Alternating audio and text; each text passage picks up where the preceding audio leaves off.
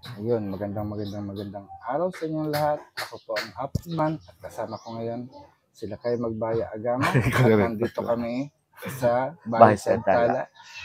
Nandito kami sa bahay niya. Kagabi umalis tayo ng alas 7 afternoon class, no? The reason why I'm here is kasi meron tayong meeting mamaya sa Okada, Manila para sa Wellness Tourism Association of the Philippines at tayo pinagpala o pinalad tayo na maging bahagi nito para sa pagsulong ng Filipino brand of wellness. Pero speaking of Filipino brand of wellness, itutugunan natin ang katanungan na may expiration ba ang gayuma? That's the reason why kung bakit nandito si Lakay, no? Tinuturo natin Lakay kasi ang gayuma ay isang medisina o gamot. Pag bumili kayo ng gamot sa butika, meron lang din siyang expiration. Kung meron bang expiration Lakay, meron nga ba? Kung mayroong expiration date na i-stock mo yung gayuma, depende yun sa paggawa or doon sa mga ingredients. Kasi may mga gayumang kailangan mong i-take agad. May mga gayuma din na pwedeng mag-last siya ng weeks or months or even years. So, depende siya sa gayumang ginagawa. Kung ang expiration, ang tinutukoy nito is yung effect ng isang gayuma doon sa nag-take. So dito kasi is pinapakita na maaring yes, may mga gayuma na naglalapse or kusang nawawala, kusang nag-fade kapag hindi continuous yung effect niya. So parang sa medical na gamot, kunyari sa sakit ng ulo, kapag nag-take ka na ng kunyari Biogesic, baka naman, Biogesic, Biogesic, Paracetamol, paracetamol, Bioflu, kaya so sakit ng ulo sa lagnat. So nawawala na yung yung sakit. So automatic nagfe-fade na rin yung ating gamot na tinake. Pero katulad kasi nung ang lagi kong pinapanood is yung Little Mermaid, yung kay Ursula at saka si Ariel, na binigyan ni Ursula si Ariel, yung Serena, ng expiration ng 3 days. Dapat gawin mo ito within 3 days, no? Kailangan mahalikan mo ang Prince Charming mo para mag-last yung gayuma. So, ibig sabihin, yung unang gayuma na binibigay nila ay merong expiration. At bukod pa doon, may bayad, no? May kabayaran. Although, ito si Ursula, alam natin evil witch siya, no? Evil witch siya. At ang hiningi niyang bayad, it doesn't cost much. Only your voice. Ibig sabihin, may kapalit yung bawat serbisyo na inyong pinag-ano. Ang tanong kasi Lakay, meron bang gayuma na mas mababa sa 1,000? Siguro yung mga nag-experiment pa lang, pwede sila magbigay ng 1,000 or mas lower sa 1,000. And then siguro mas kung gusto niyo mas makatipid sa gayuma, kayo yung mag-aral. Tapos kayo yung gumawa. Doon. Kasi para sa akin lang po, no, gayuma, it involves human being. No? It's involved human being. Isa pa, hindi kami ang gagawa. Bibigyan ka lang namin ng paraan kung paano gawin to.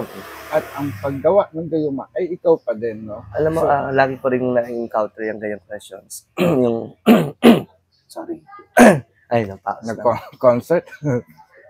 Lagi ko na-encounter yung questions about sa effectivity, tapos yung presyo, tapos kung may gagawin mo daw sila. Yun. So sa akin kasi lahat ng yung questions na yun, isa yun sa mahalagang ingredients doon sa gagamit at tatanggap ng gayuma. Kasi ito yung dito mo makikita yung sincerity. Kung gaano kaseryoso ang mag-a-avail ng gayuma para sa kanyang mahal na tao or pinakamamahal. At nandoon din yung effort at saka yung yung will power. Kasi kapag once na talagang mahalaga at worth it yung taong pababalikin mo through gayuma, so ibig sabihin kaya mo i-sacrifice at ready ka sa lahat ng mga responsibilities, sa lahat ng mga tawag doon yung consequences, tama. Yun. So, isa sa mga consequences is kung kaya mo yung price na i-avail mo dun sa tao. Yun. Tapos, kung tutusin kasi, fair naman ang ating ang ating pagbibigay ng price. Yun, kasi syempre alam din naman natin yung natural law ng cause and effect na kailangan maging balance ka. Kung tutusin nga Lakay, in terms of prices, halimbawa, dahil kasi ako Lakay, meron akong proseso ng panggagayuma na bago kayo magpagayuma, kailangan dumaan muna sa sangguni ritual. Yung sangguni ritual, ito yung diagnosis natin. Kumbaga para sa tao, bago kita bigyan ng gamot, kailangan suriin ko muna kung totoo ang iyong nararamdaman na sakit. No? Kasi mahirap kung ang sakit mo, pineke mo lang. No? Ginagamit mo lang yung gamot para, halimbawa, kunwari yung Ativan, parang napag-usapan natin yan, no? So usually para sa mga taong may insomnia, yung hindi makatulog yun. Pero ginagamit nila yung gamot, panloloko sa ibang tao. So ayaw kong gamitin yung gamot na ginagawa natin, na binibigay natin sa tao, bilang tulong sa kanila, para lokohin lang nila ang mga kapwa tao nila. Pero alam mo, tama yung sabi mo na about sa diagnostic. Kailangan mo munang i-diagnose para malaman mo kung anong klase or anong uri ng gayuma ang ibibigay mo.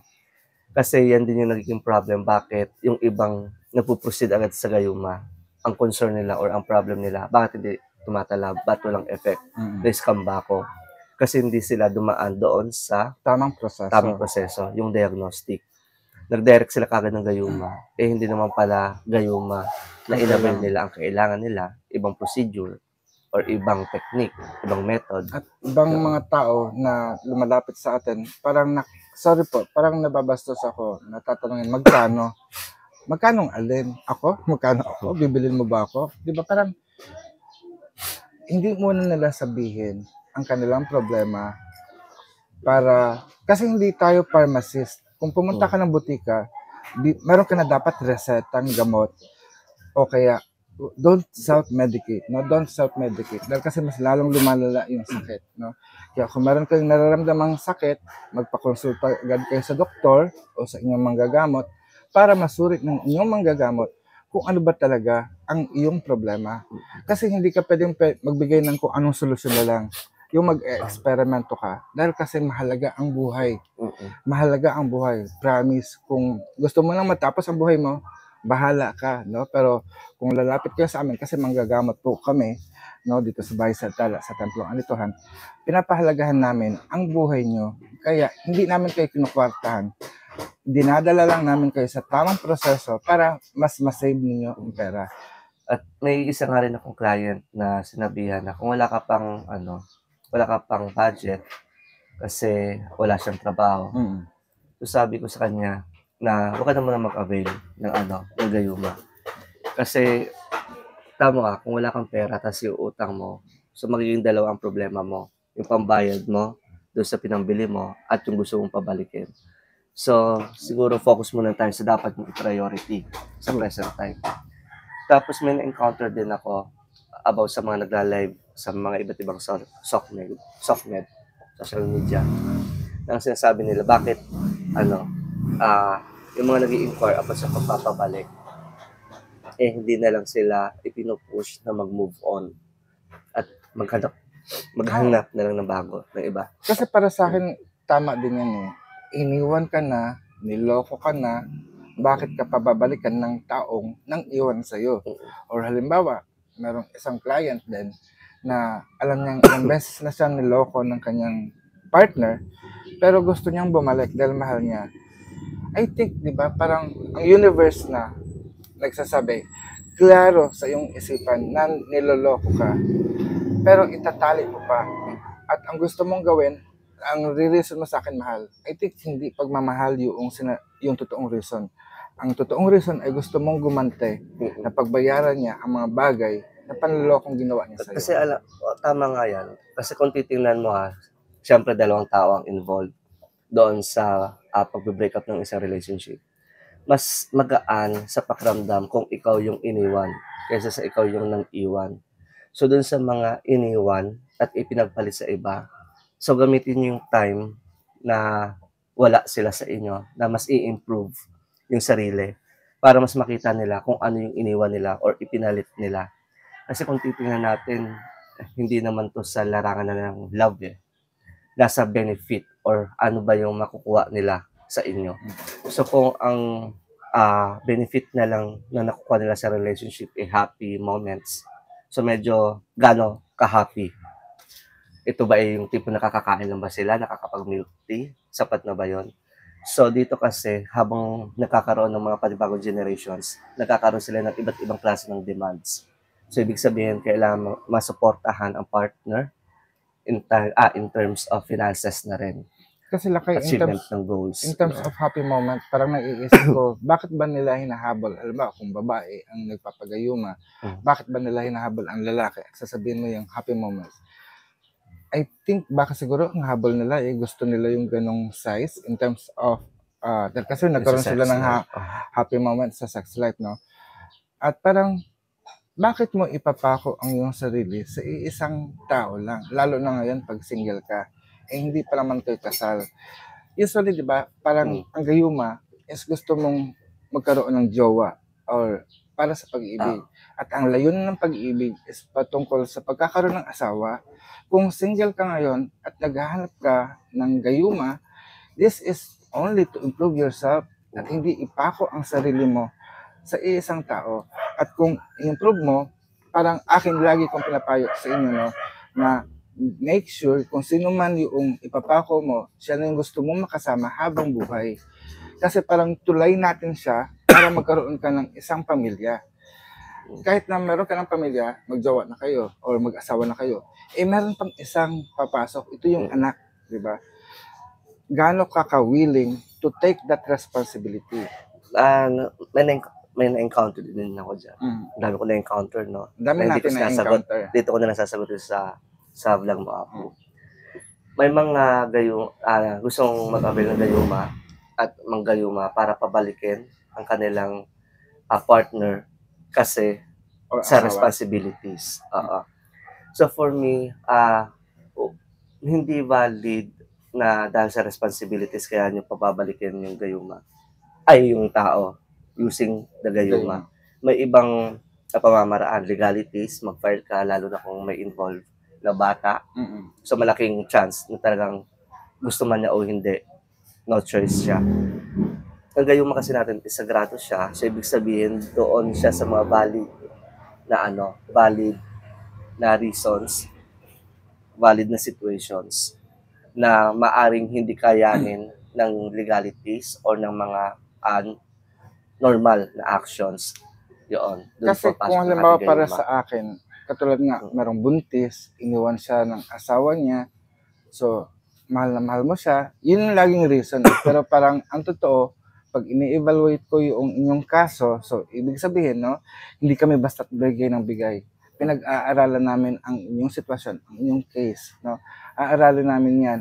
Katulad nun, nabuntis siya, kaya niya gustong pabalikan kasi nga, ang totoo, hindi mahal. Ang gusto niya, may sumuporta sa kanya, sa kanyang pagbubuntis at sumuporta sa mga kumbaga child support ang habol mo. Tama sila kay. Pwede kayong magkaso o mag-file ng case unang-una sa barangay ninyo. At patulong kayo sa barangay na i-file ito sa pulis at pulis papuntang husgado, no? Yun yung proseso. I think it's a legal case, especially in child support.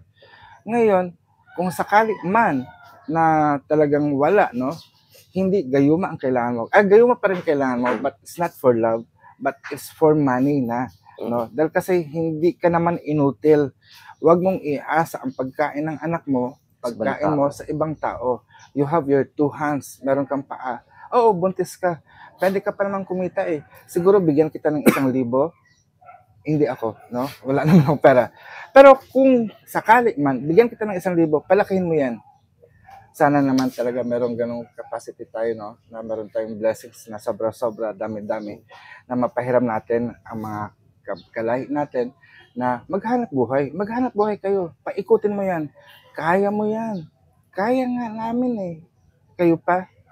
No? So, alam ko hindi tayo pinapabayaan ng universe.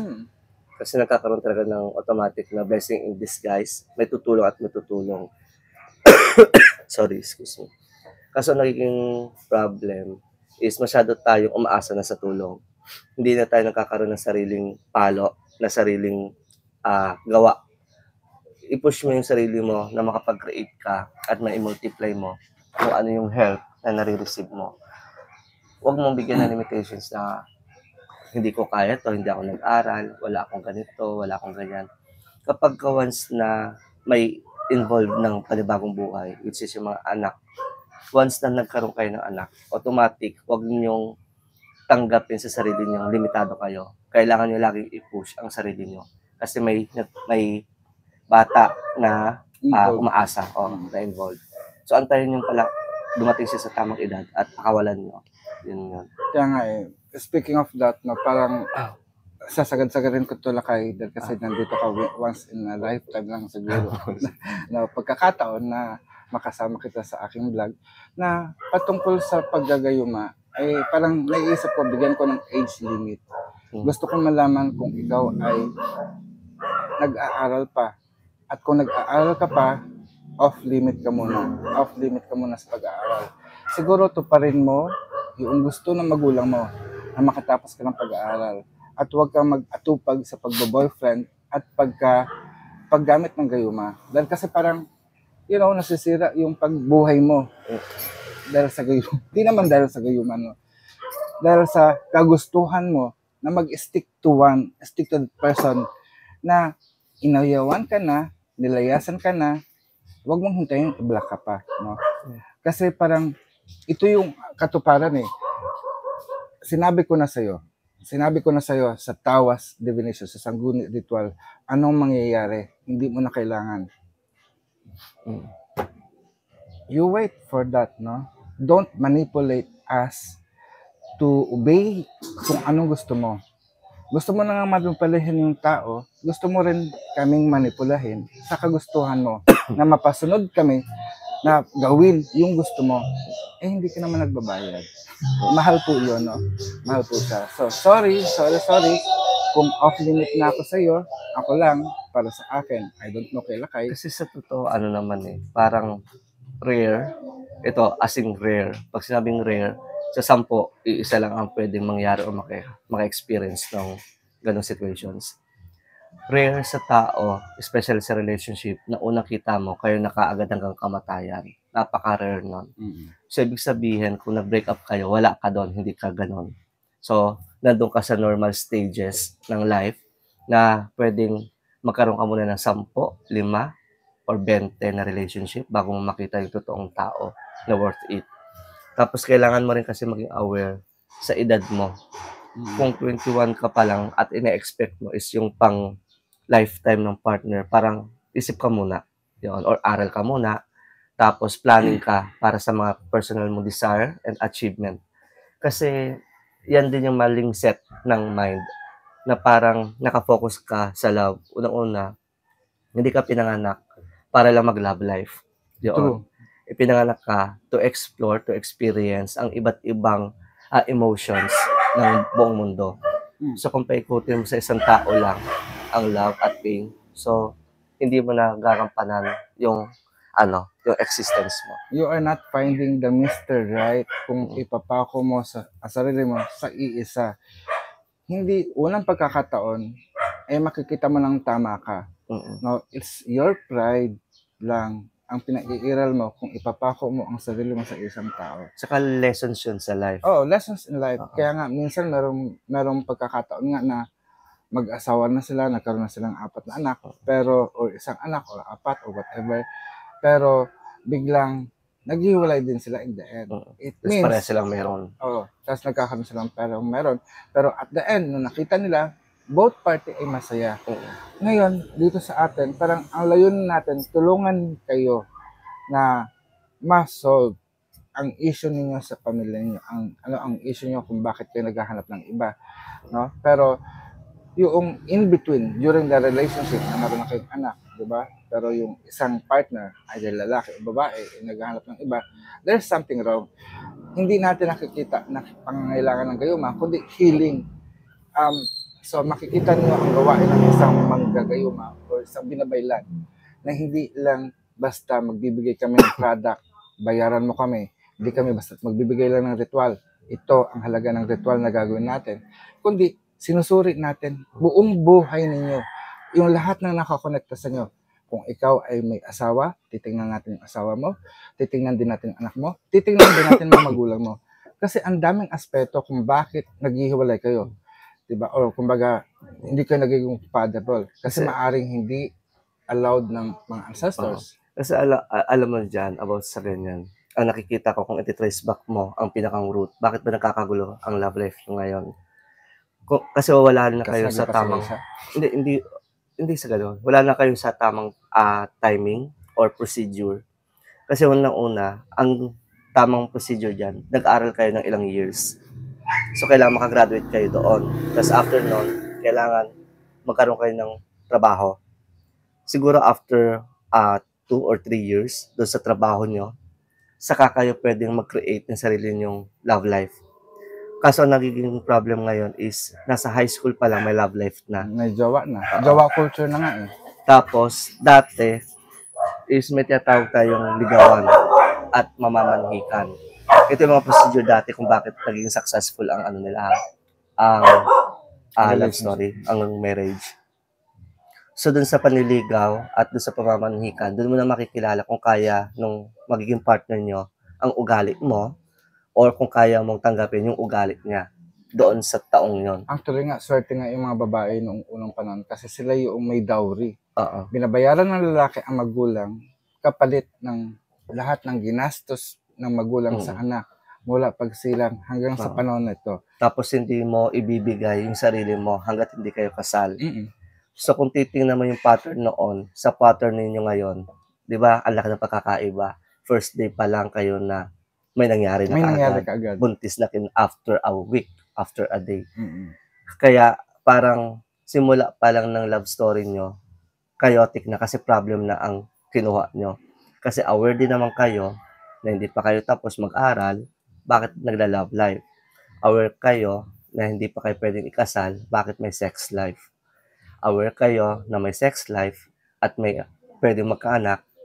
So, ang next doon is yung mga responsibilities. So, well prepared ba kayo? And the reason why na parang nakikita ko na paulit-ulit o parang on and off yung nagiging problema.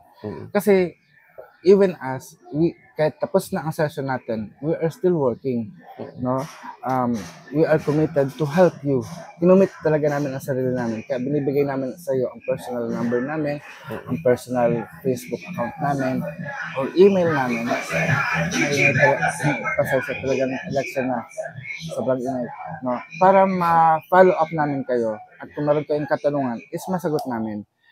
The reason why na nagkakaroon ng problema kahit nakapag-ritual na is dahil yung honesty niyo sa amin. Meron kayong tinatago na hindi niyo pa sinasabi. Tsaka bigla nagpapalit. Nagpapalit kayo ng desire.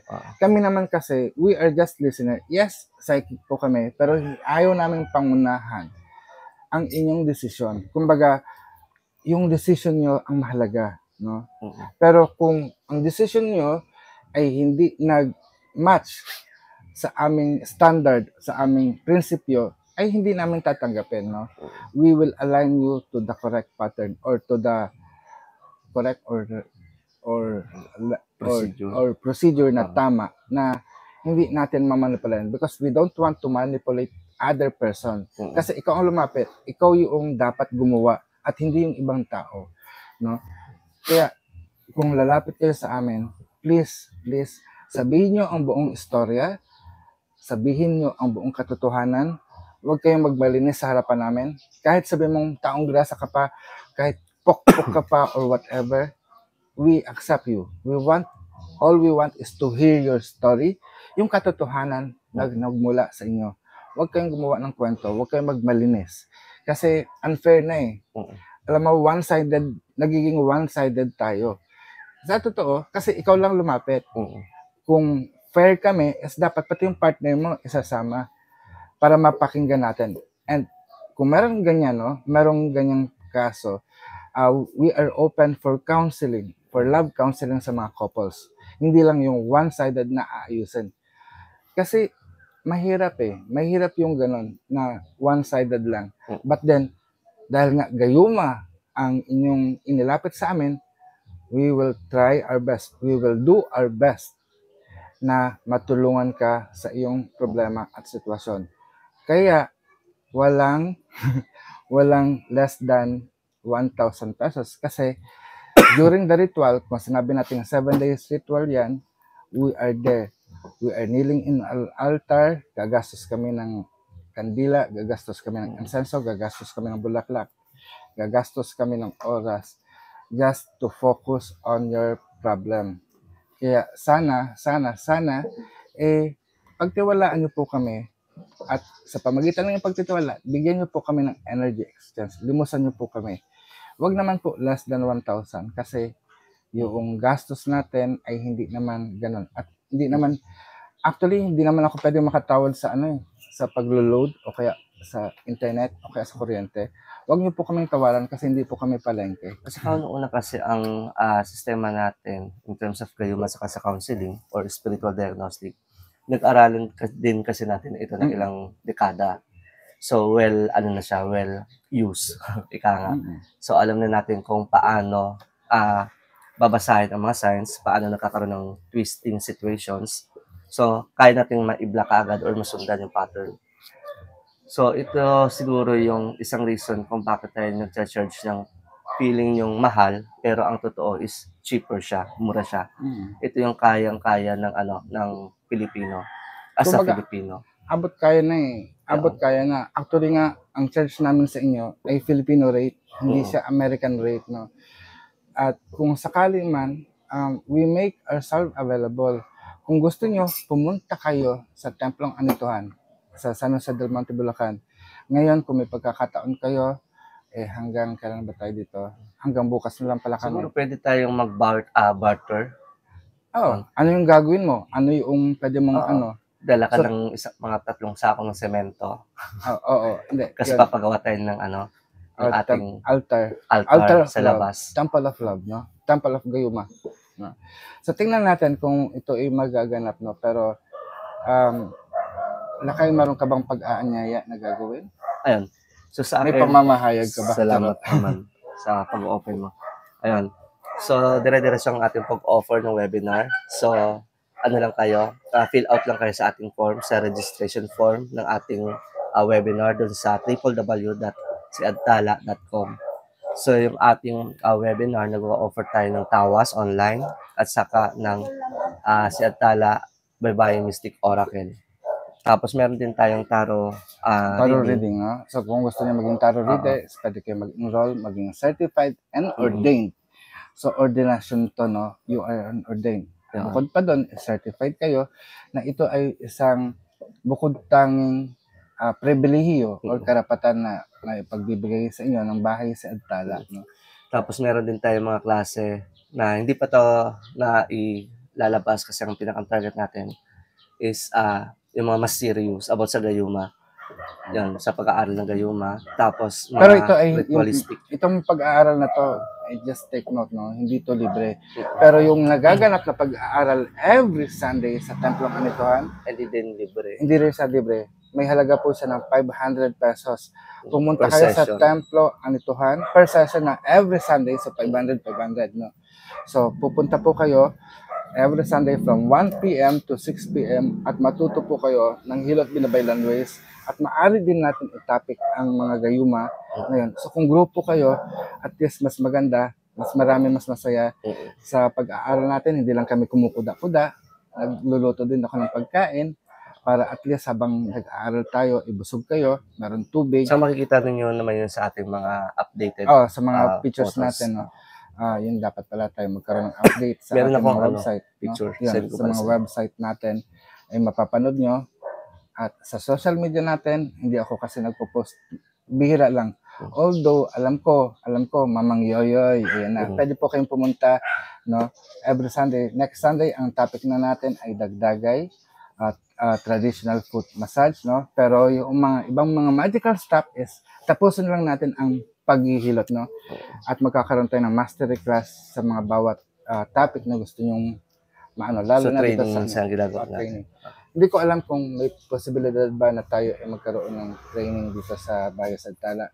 But June 10 to 19 is meron po tayong estudyante. So, dito po kami maglalagay. But I don't know kung makakapagawa kami. Pero ino-open natin ang Bahay Sagtala sa mga gamutan, no? Mag-register po kayo o magpakonsulta kayo sa gamutan kay Lakay. At yun din ang Templong Aniton sa San Jose del Monte, Bulacan. Araw-araw po kami nandoon. Ngayon is nandito lang kami sa Bahay Sagtala. Gawa nga na meron kaming ayusin. Meron akong meeting mamaya sa Okada, Manila, sa Wellness Tourism Association of the Philippines. Siguro, Lakay, hanggang dito na lang. Meron ka pa bang sasabihin? Wala na. So maraming salamat. Ito po ang Apo Adman, nagsasabi sa inyo ng mayari na. Lakay Magbaya. Alam.